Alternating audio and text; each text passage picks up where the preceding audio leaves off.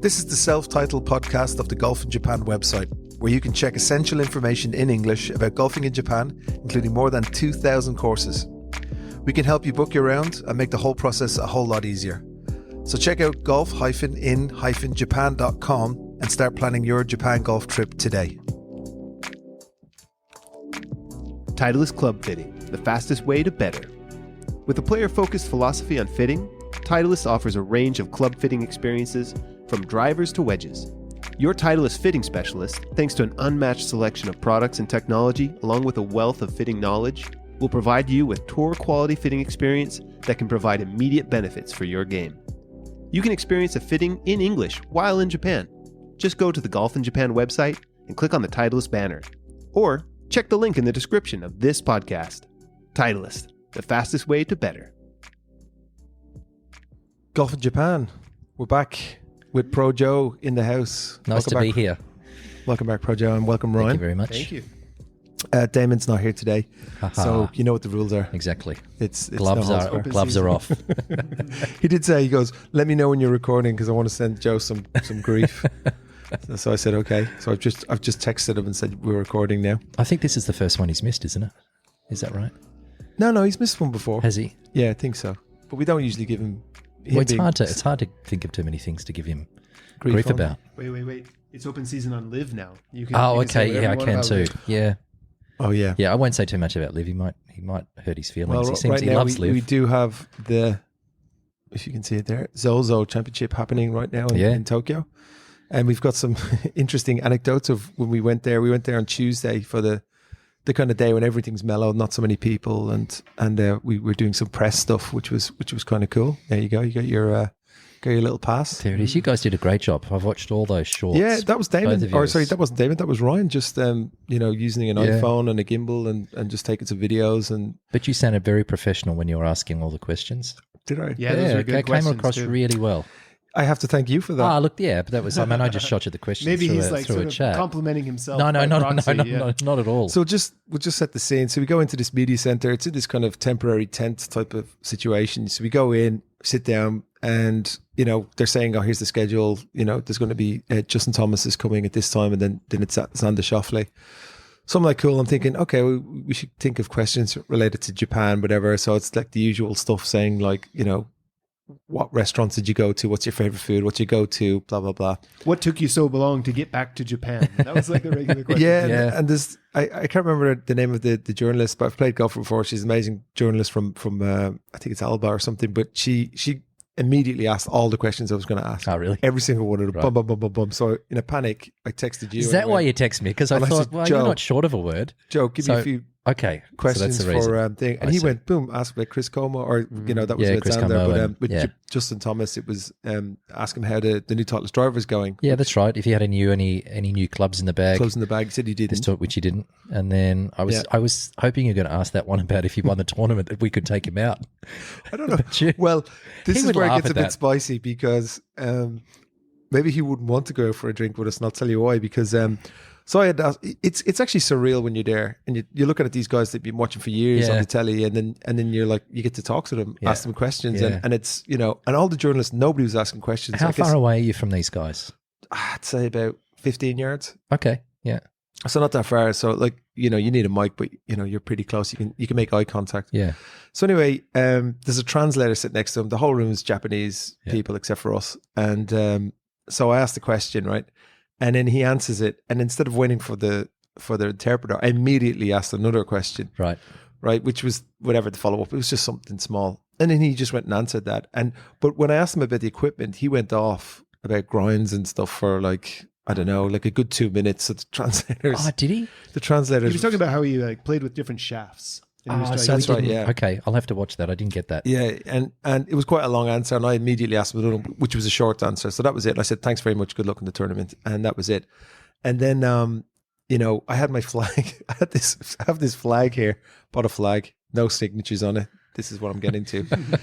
So I had my flag, and previously there was a young Japanese guy who grew up in America, Ryu. Onishi. Oh, sorry, one of the players? Yeah, one of the players. Yeah, and he's playing on the tour this year. He is. And, there was a couple of guys from the Philippines. They jumped up and started interviewing him and doing, taking pictures and asking for autographs and stuff. So I said, okay, well, I'll do that with Justin Thomas.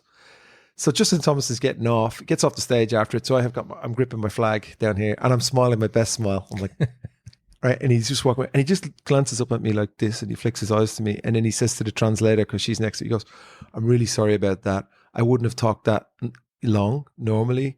And then the guy asked another question straight away and he just shot me dagger again. Did and he really? I just dropped the flag. He dropped you in it. Yeah. And I was just, Did he say with a smile on his face? No, he was like dead serious, wasn't he? And I was like, and your ZOZO flag comes fluttering down in slow motion in disappointment, and heartbreak. So I was like, so you kind of have a burst of adrenaline that you just ask somebody on camera something, and then I was like, oh, we're mates now. Yeah. Oh, no. He spotted you at the end. And then, then Xander came out. And so I didn't do that. I waited for the translator. Sure. Everything was good. That went nice and smoothly. So Xander actually gave pretty good answers. He did. Yeah. I thought Justin. Chris Como and stuff. That was a good question to ask him, actually. Yeah. It's probably for people in the know. I mean, I find that sort of stuff interesting because he's, I'm a golf coach as well. But he's had a profound effect on Xander and his career. I felt that those questions that you gave were some of the best, like the questions that you asked or whatever, like were some of their best answers because a lot of the other stuff was just so like, tell us about this. It's very or generic. That. But that was when they kind of got into it. The one that surprised me is I thought the questions about TGL were going to be very interesting, but it turns out like TGL, like people are not that enthused. No. And even I rushed to make little shorts about like their responses about TGL and stuff like that. Those are not performing well. It just seems like that's like, meh. Yeah. I think the jury's out on that one until they start. They're building a stadium. I don't know where it is in Florida or something. And then so the jury's, they're all like, we're so excited to play on the, Yeah, but it's had one false start, maybe two. Yeah, so until it actually starts happening, I think everybody's a little bit unsure about it. Yes, I know. Maybe people don't even know what it is. So that's it. But yeah, so that was good. I guess we'll come back to how it's going at the moment. Who's leading the tournament at the moment? It's Moore or something? Well, yesterday was Grayson. He's a young American player. I think he shot 6 or 7 he was leading, under. And then another guy came in and finished eagle, birdie, birdie, birdie. Oh, did he? Yeah, I think he got a 63 or 4. Oh, okay. Or maybe a 62 even. Should check that out. Yeah, I think it's a par 70, and I think he had 7 under, so 63. Yeah. 63 was leading. So we might bring it up throughout I think there's a guy called throughout Moore. the chatting. Okay. Yeah, we should check. Yeah, we check while we're talking. But before we do all that, we have to do our Itsumo Prefecture of the Week. Yay! So we're actually getting very close to the end. I think this is our second last before we've done everything, and we'll go back around again, I suppose. And this week is Miyagi Prefecture. Where is Miyagi? I don't even know where that is. Miyagi Prefecture. Well, I mean, it's. While I was doing my research, and I stumbled upon a tourism website, and it said Miyagi Prefecture worst hit by the Tohoku earthquake, which you shouldn't laugh about. But we shouldn't laugh about it. It's not the great. That gives you best an catch idea cry. where it is. It's up in Tohoku, sure. Just above Fukushima, or just above. Yeah. So the tsunami was really deep, and they have all these kind of valleys and little fishing enclaves, and it just absolutely got like dusted by the tsunami. So. That's it. But it's a lot of things that's very famous for. So it has onsen, which is obviously a big deal up there. It's got some unique history, which probably Ryan, do you know anything about Miyagi's history? Yeah, I was glancing at it as well, and Date Masamune, or this lord and this lord, lots of powerful figures up there. But I've actually been up there, and it was really nice. Like I had a great time when I went up to visit Matsushima. And previously I talked about that poet whose name is Basho, who comes up again and again because he was kind of a pop star of his time. But, of course, haiku are already kind of very careful in their words. It's only about using a very limited number of words. But the haiku about Matsushima is kind of a joke in that he only uses the words, wow, Matsushima, wow. So a famous poet is reduced to, being able to barely write a poem. That's sort of the joke. But it is a really lovely place, and that's actually where I've had the best sushi. That's what I was going to say. Sushi bowls is the prefecture dish of the go-to. Okay. So you'd either have it's weird. They actually give you the sushi not on a little plank of wood, but in a bowl. Yep. When they give it to you in the thing, and then also they eat a lot of like fish don. Don is when you put something on top of rice. So the sushi's on rice. There's rice in the bowl. Yeah, so you can have either. Okay. So I guess what do you call that when you just have I guess it's a certain type of, like you might have a sashimi don. Yep. So they'll take raw fish and they'll just put it on. A nice display on top of rice. It's a little bit different up there. Yeah, if you've heard of chicken on rice, it's kind of like, fish on rice. Yeah. It's kind of like fish on rice, yeah. It's quite good though. Yeah, yeah, it looks amazing. But anyway, they were talking about this this guy, the Lord Date Masamune. Yeah. So apparently that's the bit. If you're into samurai 1300 years ago, this guy was Really? He's the man, is he? He was the dog's danglies. Okay. Up there. Actually, and what's fun too is like all throughout that area, like if you go around, they're gonna have like teddy bears with he's got that signature helmet. He's got that signature helmet that's like in the shape of a moon. And so if you're up there, they've got like teddy bears with that sort of helmet on. And so if you go to Zuganji Temple, which is a national heritage site, there's a big statue of him on his horse, and he's got the big kind of half moon. That was his signature look, his helmet. Usually they'd have antlers or something like that. He had a half moon, so he's very distinguished. And then they had Aoba Castle site and Zui Hoden Mausoleum. So he must be enshrined there or entombed there. Wow. Cool. have you guys ever heard of kamaboko? No. Have you had kamaboko, Kieran? What's kamaboko? Kamaboko is, I remember it was, my dad surprisingly loved it. I couldn't stomach it. It's basically fish cakes. Oh, it's not the little ones with this squiggle in them that you put inside the ramen?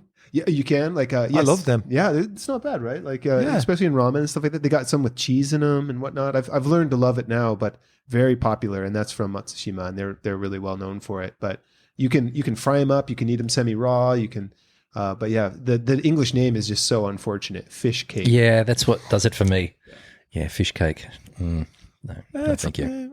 Well, actually, I used to make fish cakes when I was a kid, but that was different. So you'd go and you'd catch a trout. And trout are, they're all. It's an all right fish. So we'd take the meat off the fish and we would fry it, add it to potatoes, and then you would kind of put it into like a burger type thing. You fry it again with breadcrumbs. Yep. You eat it with ketchup. Fish cake. Yeah, that sounds better than what I can conjure up in my mind. I like the way you cook it twice. Yeah, when I think of it, it's kind of like I drum up this thought of like a pastry with cake in it, like soft sort of fish cake. I think was probably what I've had as a kid, and that's definitely not just fish. Okay, kind of think of it like a rice cake, but instead of rice, it's fish. That's kind of closer to it, and sadly, that's not much more appetizing sounding, but they're not that bad. No. So golf courses actually quite a lot. 38 golf courses, which for the Tohoku region, that's quite a lot.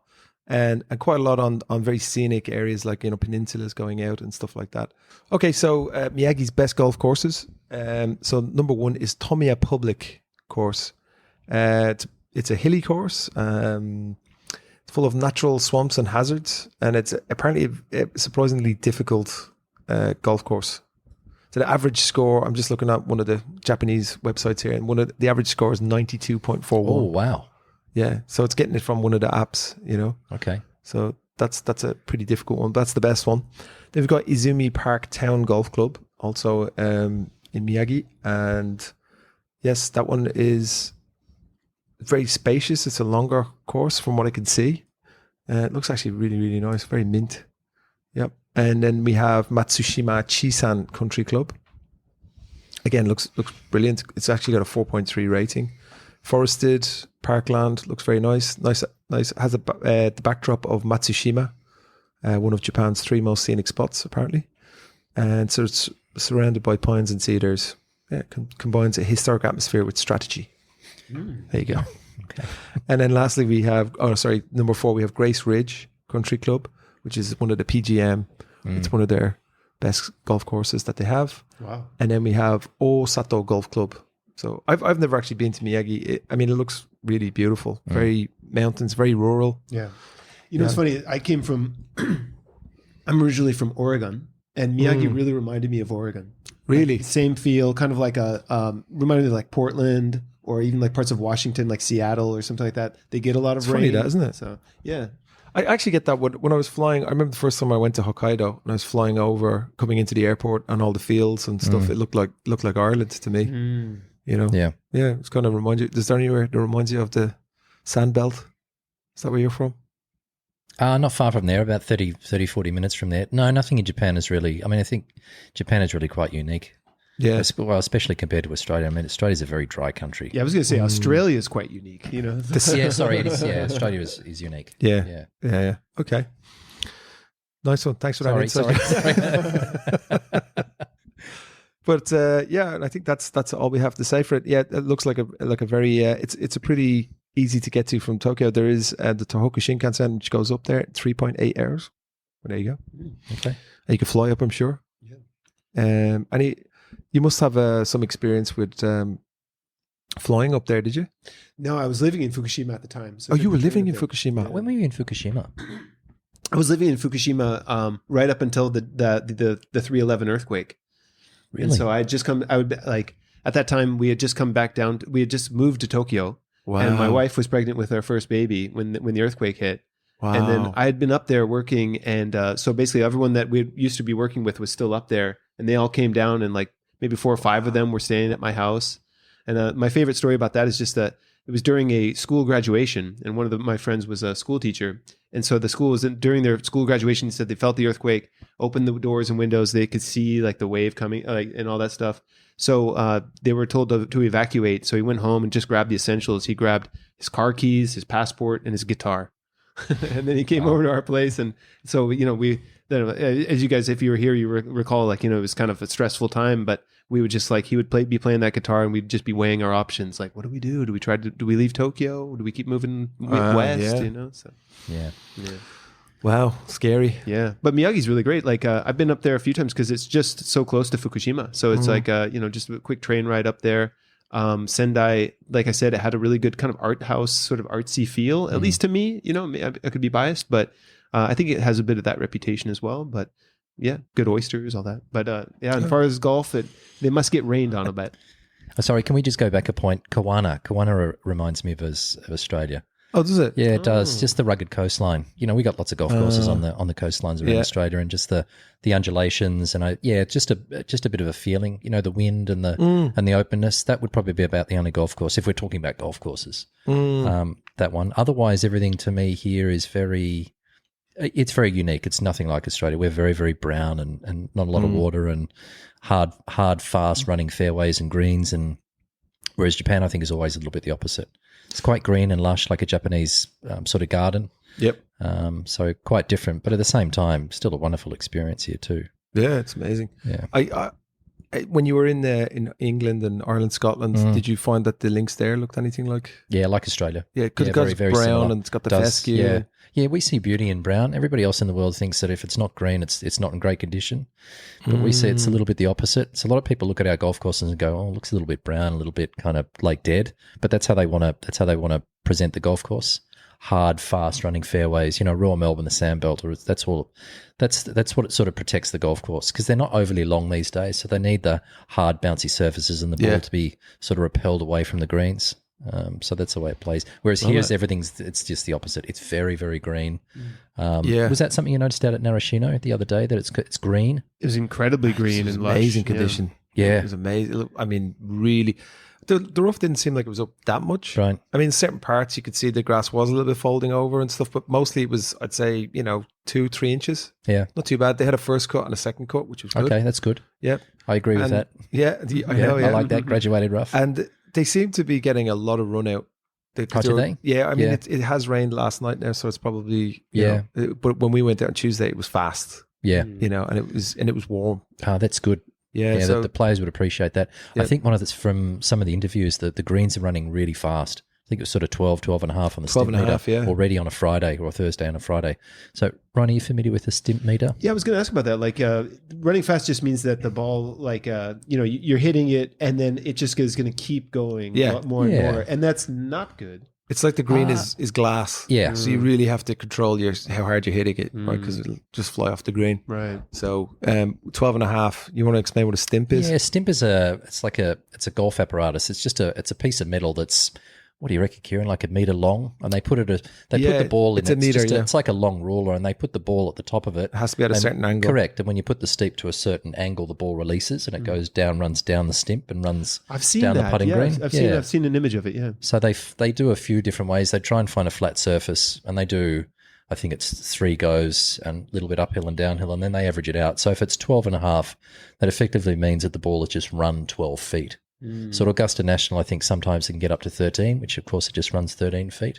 Usually in Japan, I would say 8, 9, maybe 10 if it's really quick here in regular play. Yeah. What do you run your greens at? Do you 9. know? 9. Yeah, I think that's about average. So it just means that the ball runs 9 feet, so it's not as fast. But the pros love fast greens. They really do. That's what I was going to say is like it doesn't sound like it's a good thing because you want it to for the ball to go to the green and then stop and then you can continue, then you can figure out the next step. The way that they were speaking about it was that like, oh, it's so fast, as if it's a good thing. So I was surprised about that. It's a good thing. They like it. For the general population, it's too difficult. They just play tennis. They just putt it. It goes too far and then it comes back again and it just makes play too especially slow. if the greens are hard as well. Yeah. So it's not even sticking on the greens, going tuk-a-dong, and it's flying off. Yeah. And you know, for an amateur, that's no fun. Yeah. So you want to have them. You want to have them a little bit. Otherwise, it's going to take a long time for a group to pass through your golf. Yeah, correct. Of course, you know. Why do the pros like it then? Just because they have that control? They like they're fine with it. I think they're used to it. I always quite like fast greens. Sandbelt. I keep going back to the sandbelt, but Sandbelt, we grew up on really fast greens. I always find the fast greens are great fun to play on because you don't actually have to make much of a backstroke to make it go a certain distance. Whereas I find longer greens, if they're a little bit fairy, you've just got to hit it harder. But of course, when the ball is moving slower, you've got to allow more break. So I think they're just used to it as well, and it's considered something that better players flourish on. So I think there's probably some other reasons why, but it's fun for me. It's a fun. better roll. It's smoother, right? Because to make it that fast, they compress they roll the greens. Yeah, that's how you get them that fast, right? And it's everything's smooth and just where if you have like grass that maybe hasn't been cut properly, a little bit furry, or they haven't compressed it and it's been raining, it's a little bit, you have to bash it around a bit. Yeah, and this grain plays into it. So once grass grows a little bit longer, the grain or the angle that the grass grows on grows at a certain angle, which can take either the ball away from the hole or towards the hole. So there's a whole skill in understanding grain, which we're not particularly good at in Australia because we don't grow up on a lot of grain. Yeah, I'm just looking at the scoring here. Yeah, would you looking at that? So it's 10 under already in round, halfway through round 2. It's 10 under and it's Echevarria. Yeah. It's Spanish. No, he's not Spanish. He's from Ecuador. Was it Ecuador? Yeah. Okay. That's good. There's some good players up there. Eric Cole is a really good player that not a lot of people. Oh, he's Colombian. Sorry, Colombian. There's that guy Moore. He was. Yesterday. Yeah. So Taylor Moore. Ricky Fowler's up there, which is great for golf here. He's only a couple off the lead. Seamus Power, JT is up there too, tied 8. So having those really good players up the top is great for it. Correct, especially the Irish players. Come on, Seamus Power. Maybe I could interview him. Yeah, you could. Nobody could understand what you're talking about. God love the translator. It's funny, we just talked about Taylor Moore. So he was the guy who came in really strong yesterday in round 1. Do you remember the guy that we were looking at? I think you filmed him, and then he was ripping a driver, and I was like, and he's like a human too, Aaron. Is he? One of those. Yeah, but just ripped to shreds, and he was hitting. Because I had played that particular hole. It's part of the tournament, but it's also part of the Queen course, I believe. Right. And I remember I was hitting it just over this bunker that was, guarding this dog leg right. And he was just smashing it about 150 yards past that. Just with a little, and then it would go straight for about, say, 250 yards, and then it would start fading. Yeah. Straight in the middle of the fairway. And he's just shy of the green. And then he was and what's he hitting a wedge in? Because it's, I don't know if you were watching it, it's the one that drops really far down and goes like that, and then it goes up again. So he's right down in the bottom of that. So he's hitting up onto the green. I mean, and then we watched 2 other guys hit, and they were Bo Hostler and some other guy, and then they were hitting 290 yard 3-woods, and they were laying up just before, but still it was just like the sound. Yeah, how just pure amazing. it is. You said it before. You said you got to go and watch these guys hit because the way they. I mean, you could use words like compress or it's the strike. It's just different. They've got it's so much faster than the average person. Yeah. So when they hit it in the middle every time, so the sound of that and the way it flies is just ridiculous. And it's pretty quiet out there too, isn't it? So it's when you get to a golf course and there's a little bit of traffic noise around, you can't hear, but you get to a really quiet place like that and you can hear the ball fizz off the club face. That's a nice sound. It's ironic because I was just about to say how loud it was. Yeah, not in the people around, but just like it's like being at a shooting range. It's just like. Oh yeah, when the driving range, yeah. But when we were just up to the side there, I think it was a par 4 next to the driving range. We were it was just amazing to look Yeah, at. yeah. You know, It is pretty cool. I mean, I think a lot of people, I encourage a lot of my students or people in general to go out there and watch them because it really motivates people. They go and watch these good guys and they think, wow, this is really impressive. And then it sort of spawns people to go off and start practicing harder and get more involved in the game. So big time. any opportunity to go and watch a pro event, whatever level it's at, but to be able to see some of these players out here with JT and Ricky Fowler and all these players up the top of the leaderboard, what an opportunity for yeah, it's great. I mean, those here. guys, just glancing down, the top Japanese player is Kania. I was going to mention he's been doing really well recently. He's a great player. Yeah. He was the number one amateur in the world a few years ago, and yeah, he's a terrific player. Morikawa, he battled back. He was a couple over yesterday, and he's 4 under now at the moment. So he's 3 under for today. So he's tied 20s coming back. Yeah, that Kinoshita, that was the guy that gave the press conference, the press answers on the first day of the press conference. I think, right, Kieran? Don't remember his name actually. I think that was him. I think it was real. Yeah, it was. You're right, Ryan. Yeah, it was him too. I watched that. Yeah. Seemed like interesting story. He apparently grew up in the States. So, but I mean, he was answering all the questions in Japanese. Where is Schauffele?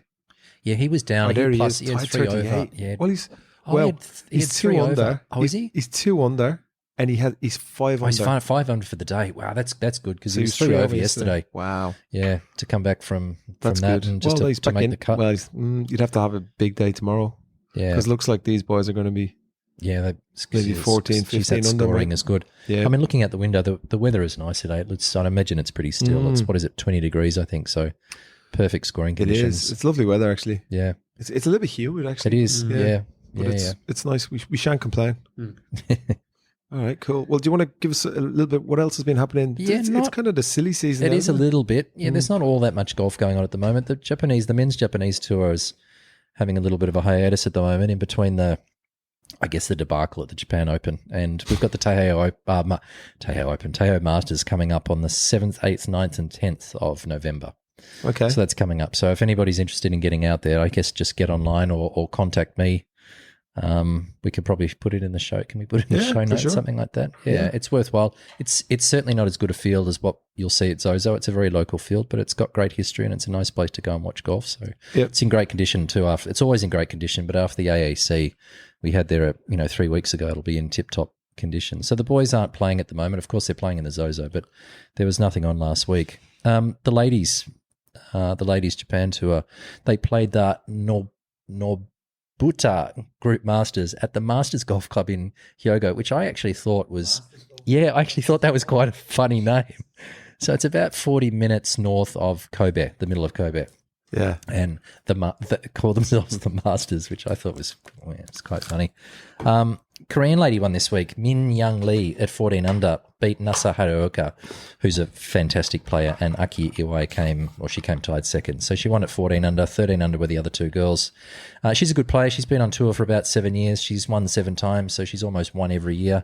Yep. Very, very steady player. Hasn't won since 2022, but good on her.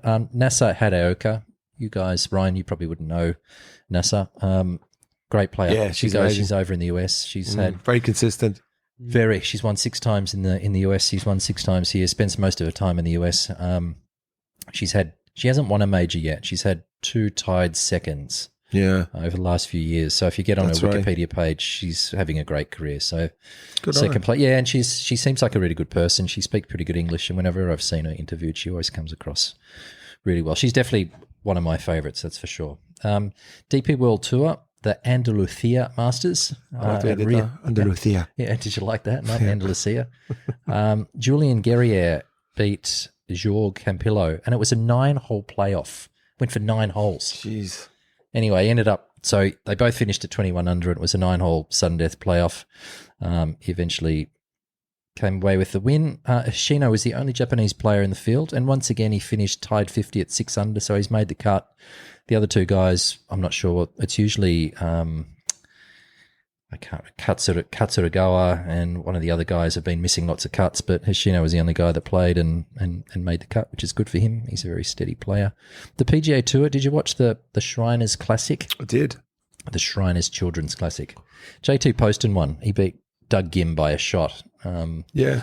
I think, JT, he's kind of a pretty cool cat. I like JT Poston. I mean, he's got quite a following. I think the no layout guys have sort of followed him and done some interviews and things like that. Nothing seems to phase him. No, it doesn't. Did you see that on the 17th, the final hole? Doug Gims, I think 2 shots behind him, and he left it short on a par 3, really tight lie to a close pin, and I was like, oh, here we go. He's gonna, and he just hit the most deft little chip. Yeah, just grabbed right next to the hole. Yeah, tap in par. Yeah, it's like, okay, and it was kind of, to be honest with you, it was a little bit boring, but I mean, obviously, it means a lot to these guys. The field is not as strong. Yeah, it's not very strong, but it gives him a job for another couple of years. And the great thing about JT Poston, he's a full Titleist guy.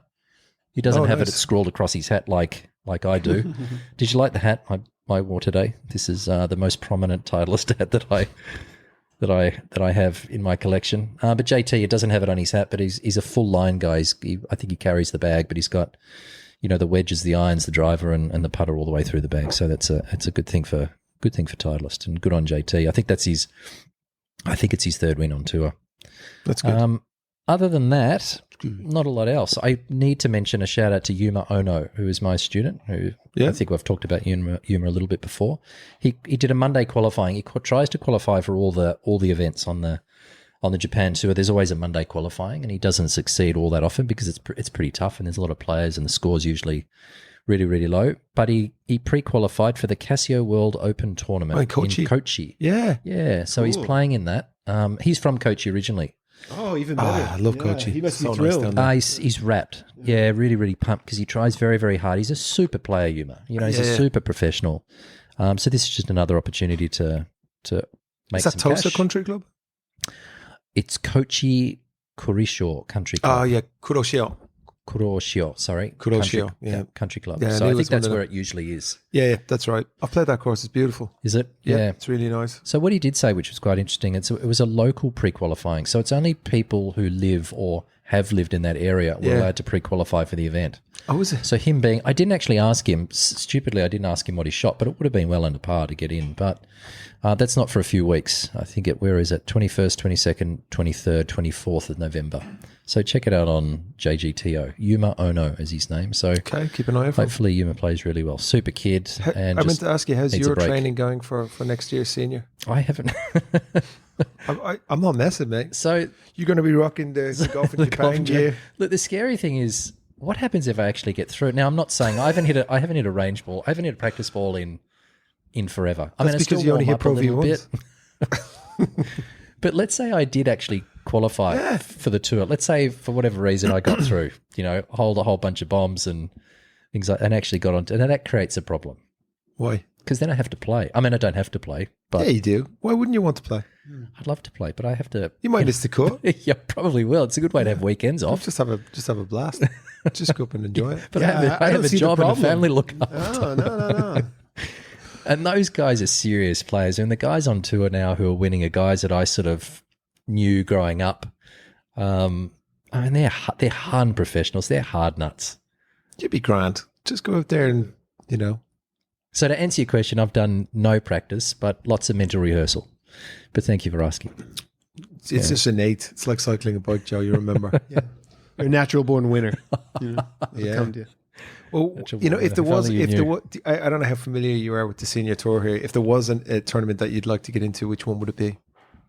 Oh, I'd love to get into the Teo Masters or even the Japan Open. Are we talking regular tour or senior tour? No, senior tour because you're too old. Wow, so I can still play in those Facts. Facts, bro. So, look, the Marahan Cup, which is our parent company. Mm-hmm. So we held it at Karizawa this year, and Izawa won it. He played around the Osama course, which had a redo by Rhys Jones, and he shot 62 in the last round. Now, I played there recently.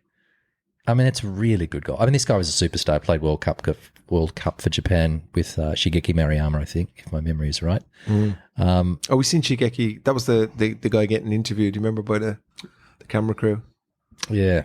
So the Marahan Cup. It's a 2-day event. Yeah. And it's just balls to the wall. Just lights out. Just smash every drive and try and hit at every flag and try and shoot as low as you can. There's one up in Tochigi, Ken. It's in Eastwood Country Club. Ida Sangyo Cup. Okay. And our good friend Ruthie she knows those guys really well. She always supports the country club. I wonder if we can get you a sponsors invite up there. I reckon you could do well on this golf course. I've actually played pretty good I've shot in the 70s on this golf course, so I reckon you tear it apart. It's not long. I have to start. It's not long. I feel like Zozo has inspired Kieran. He's getting his coaching. Coaching hat out. It makes you go. It does. God, I want to get out and hit some balls, but I don't think I could ever do what they do. And the other day we went to, just anecdotally, we were in the Mizuno. I was telling him he was like he needs to hear about your swing DNA. So they actually have a very unique. So I mean, I suppose every brand, especially the OEMs, they have their own patented software that they use to analyze your swing. Yeah. And their one was this kind of gizmo. Do you remember what it was called? No, I took a note, but it's just the swing DNA it's just like this formula. It's just like this little sensor that they put on the shaft. And he said, look, we get everything from the shaft. He said, when we're fitting, we don't even care what the TrackMan's telling us. We're not even looking at that. So he pulls out an iPad and just this little gizmo on the shaft. And he said, this is telling me that you need like a stronger on the tip, and then at the butt you need it a bit more flexible. Right. I thought it came out a bit weird, but it sounded good when he said it. But you'll love this. And then he was, they have all the different, they're very famous for irons, of course. Sure. And they had the Mizuno Pro blades, and he said like the head that you should be using is a Mizuno Pro blade. There you go. Yeah. Wow. Yes. I'm not going to, but I was like, wow, that's nice. Yeah, that is nice. You can customize all the colors and stuff like and that. It was, I love the Titleist fitting, especially the wedge fitting was amazing. Sure. And I love my wedges, and I'm so happy with them. But sounds it was very different. Such a different way of doing it, and it was just really good. And then he was like, try this with this, and here's the shaft. And the thing was, he gave me the same shafts that I'm using now.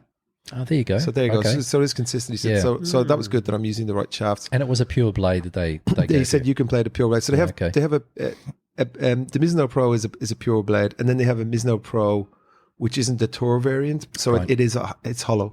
Okay. But it looks like the blade, so it's the same Right. kind of shape, but it goes further or whatever. And then you're into the JPX range. Because I think Mizuno Pro is a Japan domestic club. I think you can only buy that stuff here. Mizuno Pro, you can't get anywhere else around the world. So it goes into... I would have to say, if I was, like it's great to walk around any golf shop, but their golf shop is pretty sick. And this guy, Yamamoto-san, was it? Yes. We met this guy, Yamamoto-san, perfect English. Wow. Lived in the States Super 20 calm, like really, easy mellow to talk guy, to. explained it perfectly. This is what you want to be doing. This is, and and just so nice. And I wasn't going to buy anything, but he was printing out everything and said, look, check this out. This is what, and this is your swing DNA. And that's what we say. This is your swing DNA. Yeah. So he said, and then he was saying, we don't want you to have pressure when you're coming in for fitting, hitting balls. We want you to feel relaxed and say, it doesn't matter what the outcome is. We're just looking at how the shaft is, what the shaft is doing. So you're kind of taking the pressure off yourself, whereas before you kind of feel like you have to perform. And where is this shop? It's they've got flagship stores in Osaka and in which is where the company's primarily headquartered. So they've actually got a flagship store in Osaka that looks really big, and then they also have a Mizuno Golf. What's it called? Ochayamachi. And that's and that looked like a really big kind of like that was like a big the whole building is golf related. Okay. Whereas the other ones the flagship store in Osaka, it's like 7 stories, and it's just got all the you could get your baseball mitt, you could get your swimsuit, you could grab a coffee, and if you're into baseball, I would say you hit that one up because Mizuno is really they're into golf, but they rule the roost when it comes to baseball. So some of the stuff that they had was sick. So if you're into baseball, I'd say that'd be a great place to go as well. Yeah. Right. But every floor is just a different sport. It's really cool. Oh, okay. Yeah, and of course there's also the flagship store in Tokyo, which is where we went. Right. To That's get what I was talking about. Sorry, what was the gentleman's name that speaks English? Yamamoto-san. Yeah, and you can book a fitting with him through the golfinjapan.com website, or just send them over. So we have a shop section, and they're in there. Okay. So but well worth a visit.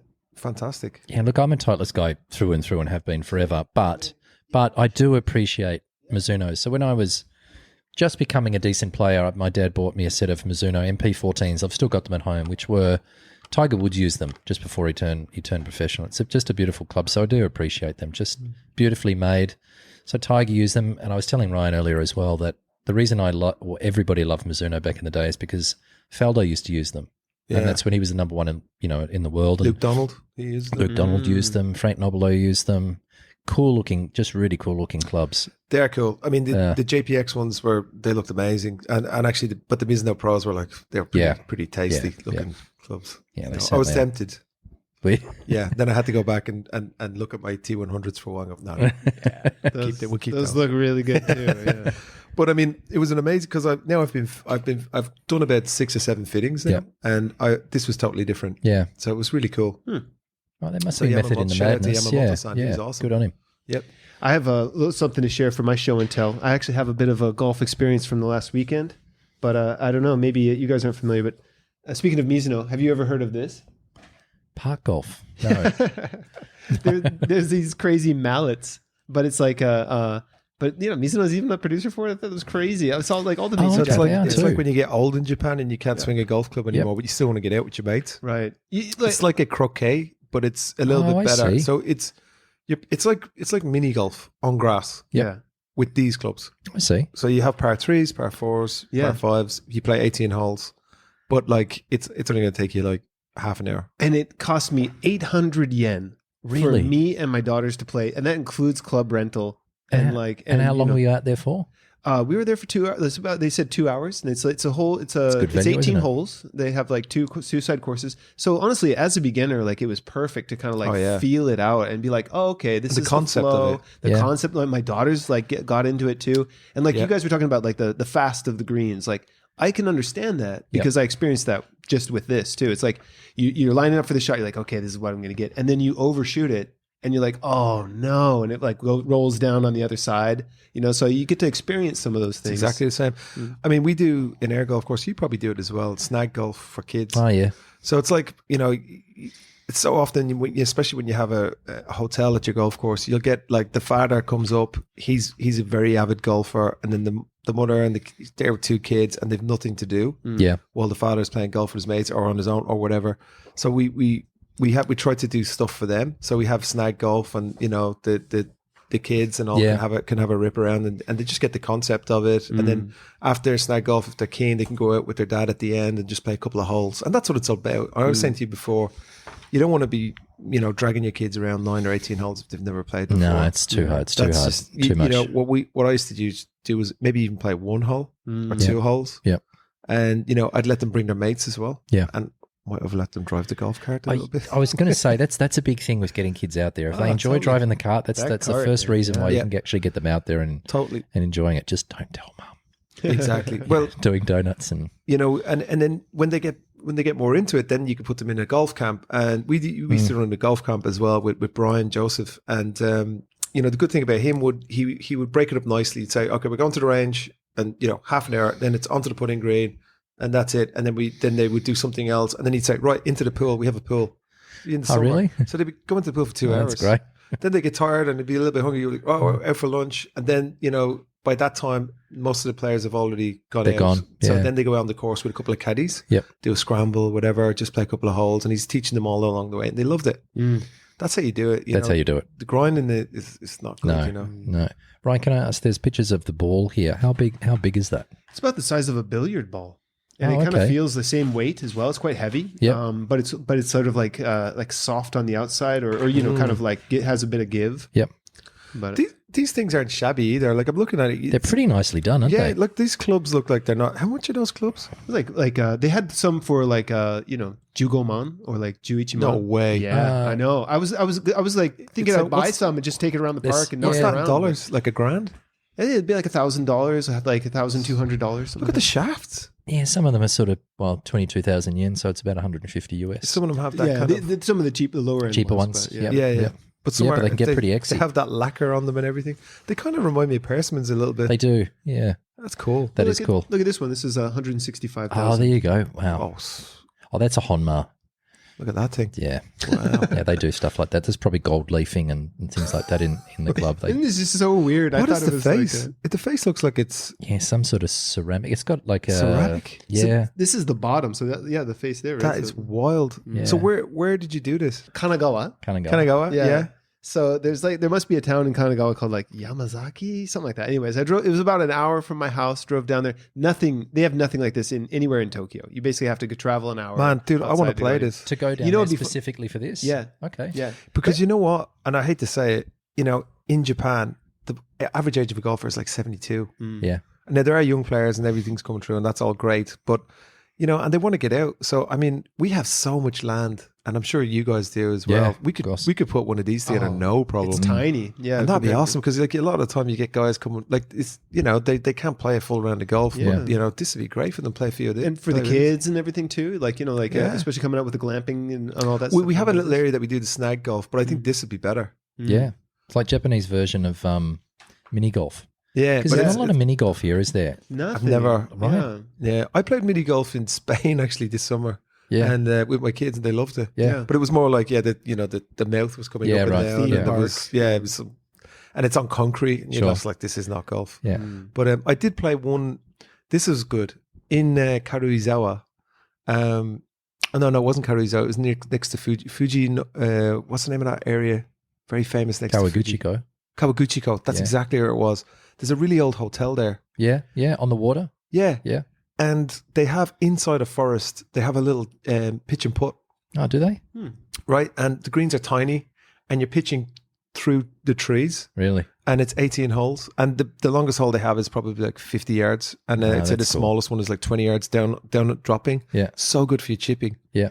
I was doing all these, you have to flop, you have to shape shots, you have to do stuff. It was cool. I mean, they're not looking after it or anything, but and we flew around it in 30 minutes. We went around twice, me and the kids. And the kids enjoyed it. They loved it. Yeah. Yeah. Because, you know, they were just, even if you just put it, Yeah. it would, and it would Sure. get on the green or whatever. But like I was practicing little chips and it was great. Kids enjoy that because Yeah. golf is hard. is hard, Imagine being a 10-year-old and you've got I know. 400 yards of I know. golf hole in front of you, which is what we did. Is we didn't know any different, but something like this is a sort of a nice. My place to start, isn't it? 16-year-old he's just rediscovering it again because now he's bigger. Yeah. He's 6'3" now, right? So he pounds the driver and he's just like, where did this come from? Yeah. Because like he's like in his mind 3-4 years ago, he was just, he couldn't get it out there. Yeah. But now it's like, so he keeps saying to me, when are we going okay. out? You know, I'm like, Yeah. okay, That's let's, good. Let's do it. I'm happy to hear that you say that you're kind of interested in this because what I thought was kind of fun about this too is it really does equal the playing field. So like I was playing with my daughters. My daughter actually won. You know, in turn, I think if we count strokes, so it's all the same rules as golf. But I think that like, you know, we were all well within the same like number of strokes. I think it'd be fun to play with you guys. And I might actually that sounds win. like I'll never be that able to does beat sound you like guys. that It's does golf, sound like but I fun. might beat you. I love it. Yeah, Yeah. we could throw some cash down. Have a few 800 beers. yen, any opportunity to get people outside hitting balls with sticks, Yeah. I think is always a good thing. You know, it's always good fun.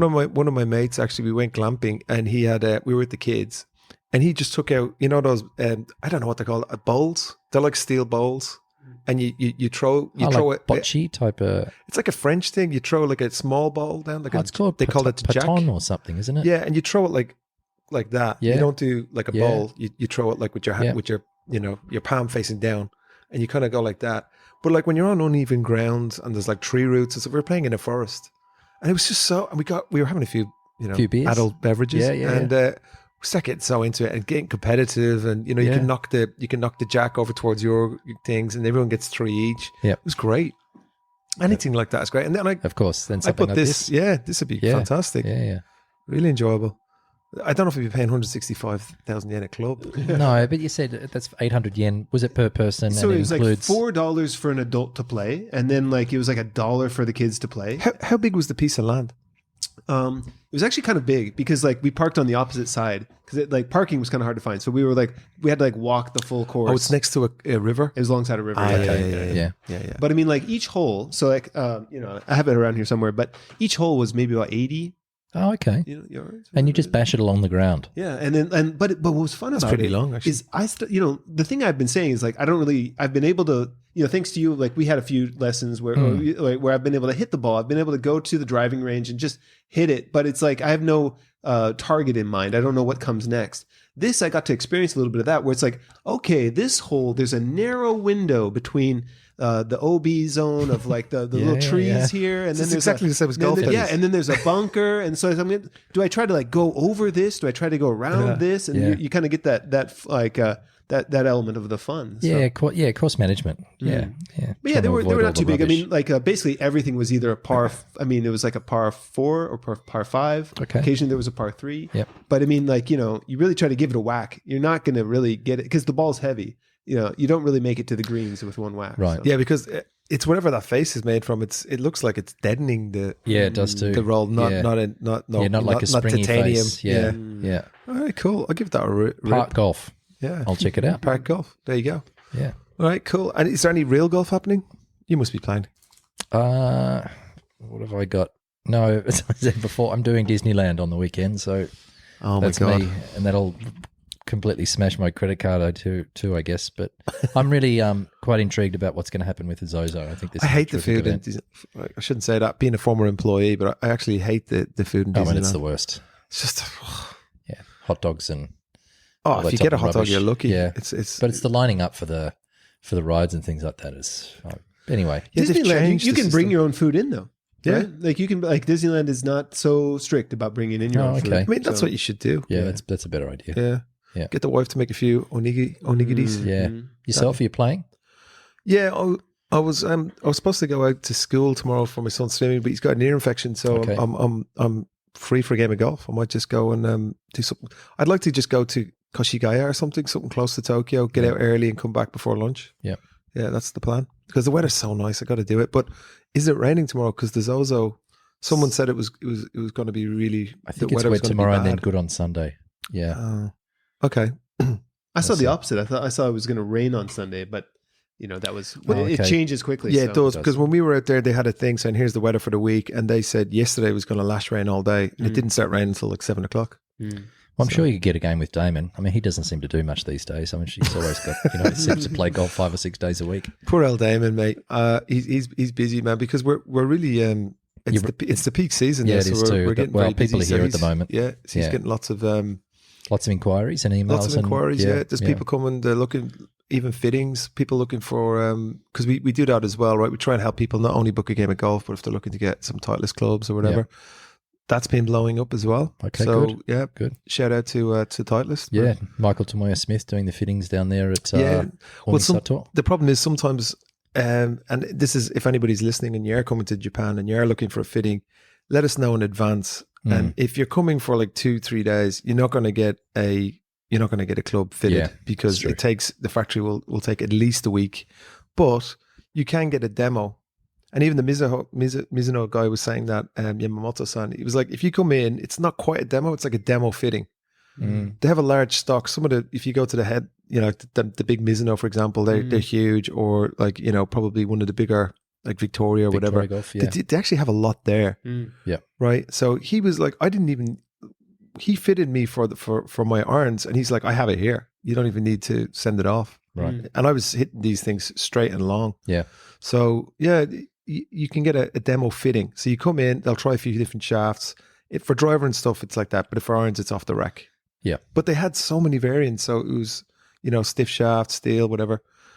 So you might be able to get a demo fitting if you don't have, if time is against you, Yeah, but if you want to buy something off the rack, Victoria Golf, the 9th floor at Victoria Golf in Shinjuku is Shinjuku. That's the one is we always send Titleist people only. to. Yeah, it's just a magic place to go and check Golf out. 5 is pretty good as well. Oh, Golf 5 for the premium stuff, they have all the different brands. That's good as well. So And they also have the clothing, the apparel, FootJoy shoes or the apparel. I can't remember what floor it is of Victoria Golf in Shinjuku, but it's got all the Titleist, the JDM stuff. So, But if you do have the time, and I said, like, if you have 7 days, for example, it's day one, you head over to Michael over in Umesato, and he's probably one of the best He's terrific. Titleist fitters, next to Pro Joe, of course, in Japan. And then he fitted me. He's amazing. Really explains everything. Takes his time, even if it's just for some of the wedges or the drivers. Obviously, the GT, man, you got to get one what a of them. great driver. It's unbelievable. I'm using that at the moment with the Titleist. It's called the PROV 1X Left Dash, which is a new ball. Should try it. They really? don't talk about it a lot. It spins a little bit less, which just means it goes straighter. It's a little bit harder, and I definitely think it goes further than anything else. I hit some spots the other week when I played at Gotemba that I've never hit before. Well, that's I'm not interesting. just You should saying mention that. the ball, because we've just gotten approved by Titleist to actually have the Pro V1s that we can do with our rental clubs, which are all the latest Titleist stuff. That left dash ball is amazing. So we can do them, and they'll be branded Golf in Japan. We'll get the nice samurai logo, and we'll put them in the bag for you. So There you go. Yeah. Yeah, How good cool idea. is that? That's Yeah, awesome. that's breaking news. We only is it? Good we on only you. got the thumbs up yesterday. Oh, thanks to Titleist. Yeah, Yeah, that's a good the idea. left dash ball. So what's the it's a little bit harder. So it's a little bit more clicky. So it spins a little bit less, which means it goes straighter. And further? And I think it goes further. I mean, I had a couple of shots off the middle of the driver the other day that definitely went further. I played Katembra Were you huge using amount of times. your flight scope? No, I was just out there playing after the right, AAC. So, but I hit it in some spots that were honestly 20 yards further than I've ever been before. Really? And I didn't feel like I was swinging it any harder. I hit it in the middle. They were good shots. The fairways weren't playing any faster or anything like that. So check it out. You see, you're getting ready for this. Having a look. You're getting ready for this You're talking tour into next year. this. Yeah. Come on, 20 yards further than you ever have before. That's amazing, isn't it? Look, it is. Right. So when you start playing golf, when you were 18 or 19, you were really getting into it. Yeah. You must have been hitting it pretty far, but you're hitting it further now. That's technology. Yeah, I would be hitting it further now than what I was then, but I was using Balladas and Persimmon Woods then. So okay, well let's say when you're in your late 30s. Yeah, I'm hitting the ball further. I don't think I've lost all that much speed. Yeah. But I'm definitely hitting it. It definitely goes straighter because the ball spins less. There's no doubt about that. So cool. Good products. Left dash. Yeah, check it out. Cool. Good ball. Okay, well, we'll put up something. I haven't heard anything about that. No, it's been a little bit quiet. You can have a look at it on YouTube. The Titleist do a minute Is it and a half. released? It is. It's out. It's been out for a while. Okay, cool. But I don't think it's in a lot of pro shops. They may not have it because I think you've sort of got to ask for it. And I don't think a lot of people know about it, but it's worth having a look at. Yeah. Now Titleist they're killing it now with this GT driver. It's a great driver. The fairway wood's the 7-wood, man. Yeah, you enjoying that? Oh, mate, I went out and played a game of golf up on their place, just a quick one. I only had the 7-wood, 7-iron, a 9-iron, and a 58. Yeah, that's all. In just one of those little skinny little practice packs, just threw them in there, and I probably played one of my best rounds in about 2 years. Yeah. And the 7-wood was going far enough that you could reach. The par fours. Yeah, I was, in Japan off the white tees, you don't need to be too long. So I was hitting that consistently straight off the tee, finding the little fairway finders, little fade, maybe 210. That's great. For 7-wood, that's fantastic. That's a long way. Yeah. Yeah. Funny thing is, though, I don't know how it's gapped because my 3-wood will only go maybe 10 yards further. Yeah, you probably just maybe need to knock up a little bit more loft on it. Maybe, yeah. Sometimes it comes a little bit flat. Unless you really nail it, the 3-wood will fall out of the sky and probably won't go much further. It doesn't go high for me at all. The 7-wood does. What's the loft on your 3-wood? No idea. So just knock it up a degree or a degree and a half, whatever it is. I should know that. But add a little bit more loft. It'll stay in the air a little bit longer and go straighter. Okay, we'll give it a go. Yeah. Okay, cool. Well, I don't think we didn't really give Damon any stick today. No, any jokes for Damon? He didn't text you, did he? No, he didn't. He said he was going to text you about Liv. No, he wanted to stick. He wanted to stick the boot in. No, we'll give him some stick next time he's in here. But his ears weren't really burning, so he didn't feel the need to. That's right. Yeah. Good old Damon. Yeah. So before we leave, can we pick a winner for this week's ZOZO? Do you want to have a look at? I'm going to pick who's. I mean, he's currently coming tied third. Eric Cole, who's a youngish American player, and he's another guy. He's tiny. He's tiny. He's like is tiny. He'd be 65 kilos, 5'7", something like that. He's won $8 million on tour. He's only been on tour a few years, and he's played. I think this event is either the 31st or the 33rd event he's played this year, which means he just plays all the time. Mate, I'm just looking at Seamus Power, 7 under on his round. He's a good player, and he's on 17. Yeah. He's won twice now. Barracuda, I think he won, which is a bit of a Mickey Mouse. Yeah. I saw him. I watched him play at the Masters. Big, really big. He looks like Dustin unit. Johnson. Yeah, he walks like him. He does has too. The Dustin Johnson vibe. Yeah. So I'll go with Eric Cole. All right, I'm going to get Seamus Power. Seamus Power. I'm going to go with Geyser Man, just because that's such a cool name. Yeah, is that how you pronounce it? That's not Geyser Man. Grayserman. Geyser Man. Geyserman. That sounds better. Yeah. Okay, Max Geyserman. It looks like he's going okay. All right, he's a good player. I'm gonna if I'm allowed to have a second, I'm gonna say Kanaya, the Japanese guy. Yeah, Kanaya. Because he looks like he's playing well. Yeah, the putts are dropping. I kind of want to root for him too. He's. I should have said an Australian, but then I'm just looking down the list that there's Minwoo Lee is. There's nobody there. Forget about it. No, forget about it. Ryo Ishikawa, sneaky. He 1 under on the day, 3 under in total. Yeah. No, okay. I think you're right there. That guy Cole, there was something about him. I seen him the other day.